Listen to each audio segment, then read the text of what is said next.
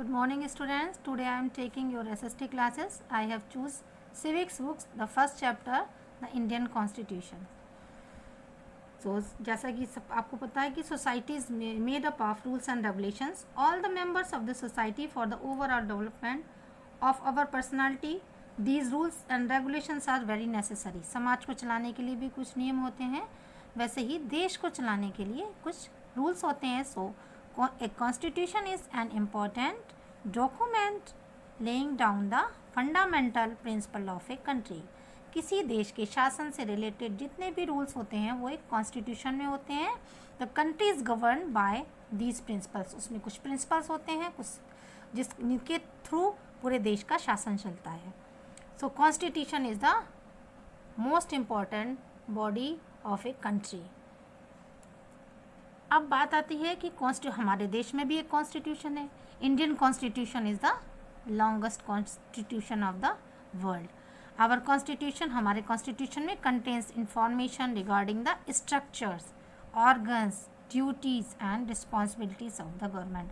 Government का सारा work हमारे कॉन्स्टिट्यूशन में डिक्लेयर है, कैसे हमारे देश का शासन चलना है और कैसे से चलाया जाए, और इसमें क्या क्या इसके और बॉडी ऑर्गन्स हैं, क्या क्या रिस्पॉन्सिबिलिटीज़ हैं सरकार की, वो सब इस कॉन्स्टिट्यूशन में लिखी हुई हैं. Our constitution regulates the relationship between the various organs. बहुत से ऑर्गन्स हैं. As well as between the citizen and government. सरकार और हमारे देश के सिटीज़न के बीच में भी कुछ लॉ कुछ एक अच्छा अटूट संबंध है जिसके थ्रू हमारा देश का कॉन्स्टिट्यूशन लोगों में चलता है और सरकार उसे चलाती है. अब some importance of Indian features. Important features of Indian Constitution are parliamentary form of government, federalism, separation of power, fundamental rights, and secularism. These are some salient features as is declared in your book. Parliamentary form of government, that parliament में हमारे representative चुनकर आते हैं जिनके through हम अपनी बातों को, हम अपनी डिमांड को, हम अपनी आवश्यकताओं को, हम अपने नीड्स को उनके थ्रू रखते हैं. इवन हमारे हेड का जो हमारे देश का हेड है वो राष्ट्रपति होता है. ही और she is a nominal head.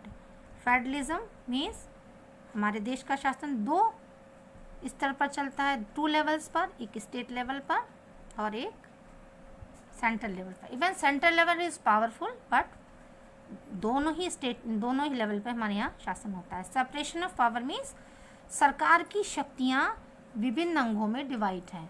They execute legislative, executive and judiciary. कानून बनाना, कानून को लागू करना, और कैसे अगर कोई मानता नहीं है तो जुडिशरी में उसका पालन करवाती है. Next most important part is fundamental rights. These are important for every citizen. This is the most important feature of our Constitution. After this, secularism. India is a diverse country and so many people of different languages, different religion live here.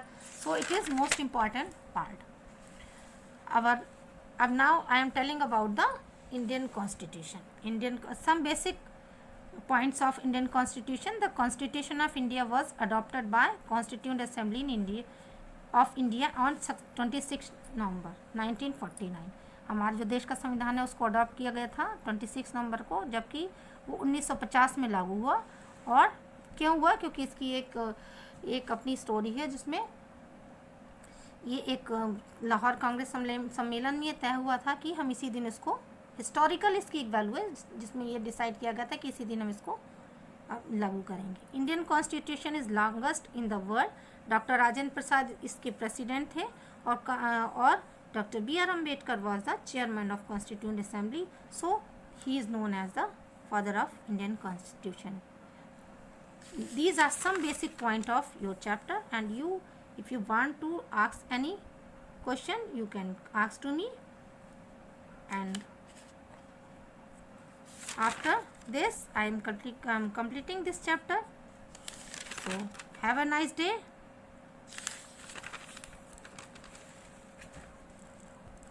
Good morning students. Today I am taking your SST classes. I have choose civics books, the first chapter, the Indian Constitution. जैसा कि सब आपको पता है कि society is made up of rules and regulations. All the members of the society for the overall development of our personality. These rules and regulations are very necessary. समाज को चलाने के लिए भी कुछ नियम होते हैं, वैसे ही देश को चलाने के लिए कुछ रूल्स होते हैं. So a constitution is an important document laying down the fundamental principle of a country. किसी देश के शासन से रिलेटेड जितने भी रूल्स होते हैं वो एक कॉन्स्टिट्यूशन में होते हैं.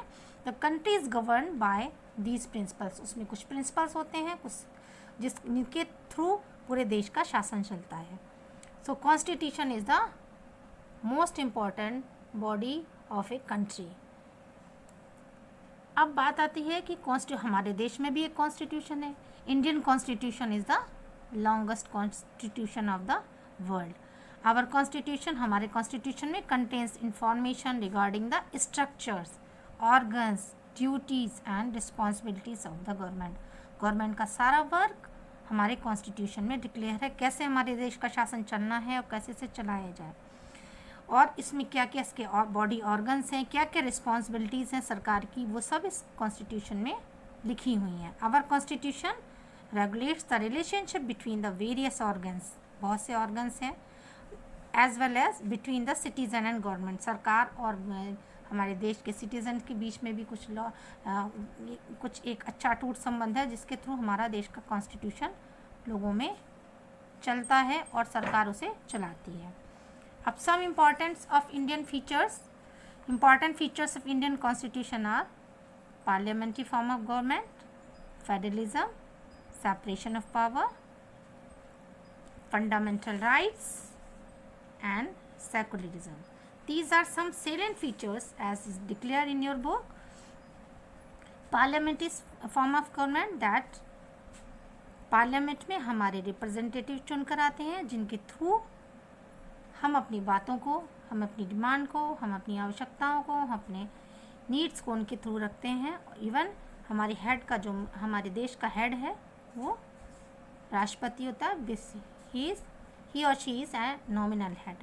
फेडरलिज्म मीन्स हमारे देश का शासन दो स्तर पर चलता है, 2 लेवल्स पर, एक स्टेट लेवल पर और एक सेंट्रल लेवल पर. Even central level is powerful but दोनों ही लेवल पर हमारे यहाँ शासन होता है. सेपरेशन ऑफ पावर मीन्स सरकार की शक्तियाँ विभिन्न अंगों में डिवाइड हैं. They execute legislative, executive and judiciary. कानून बनाना, कानून को लागू करना, और कैसे अगर कोई मानता नहीं है तो जुडिशरी में उसका पालन करवाती है. Next most important part is fundamental rights. These are important for every citizen. This is the most important feature of our constitution. After this, secularism. India is a diverse country and so many people of different languages, different religion live here. So it is most important part. Now I am telling about the Indian Constitution. Some basic points of Indian Constitution. The Constitution of India was adopted by Constituent Assembly of India on 26 November 1949. हमारा जो देश का संविधान है उसको adopt किया गया था 26 नवंबर को, जबकि वो 1950 में लागू हुआ. और क्यों हुआ? क्योंकि इसकी एक अपनी स्टोरी है जिसमें ये एक लाहौर कांग्रेस सम्मेलन में ये तय हुआ था कि हम इसी दिन इसको, हिस्टोरिकल इसकी एक वैल्यू है जिसमें ये डिसाइड किया गया था कि इसी दिन हम इसको लागू करेंगे. Indian constitution is longest in the world. Doctor Rajendra Prasad इसके प्रेसिडेंट थे और Dr. B. R. Ambedkar was the chairman of Constituent Assembly, so he is known as the father of Indian Constitution. These are some basic point of your chapter, and if you want to ask any question, you can ask to me. And after this, I am completing this chapter. So have a nice day.